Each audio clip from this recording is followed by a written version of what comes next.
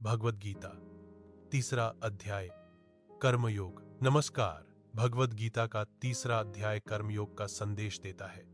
इस अध्याय में श्री कृष्ण अर्जुन को यह सिखाते हैं कि जीवन में कर्म से भागना समाधान नहीं है, बल्कि सही भावना के साथ कर्म करना ही मोक्ष का मार्ग है। अर्जुन पूछते हैं कि यदि ज्ञान श्रेष्ठ है तो फिर कर्म करने की आवश्यकता क्यों है? तब श्री कृष्ण स्पष्ट करते हैं कि संसार में कोई भी व्यक्ति क्षण भर भी बिना कर्म किए नहीं रह सकता। कर्म करना प्रकृति का नियम है, इसीलिए कर्म से भागने के बजाय फल की इच्छा छोड़कर कर्म करना चाहिए। तीसरे अध्याय का मुख्य संदेश है, कर्म करो लेकिन अहंकार और स्वार्थ के बिना। श्री कृष्ण कहते हैं कि जब हम अपने कर्तव्य को ईश्वर को समर्पित भाव से करते हैं, तब वही कर्म यज्ञ बन जाता है। ऐसा कर्म हमें बांधता नहीं, बल्कि मुक्त करता है।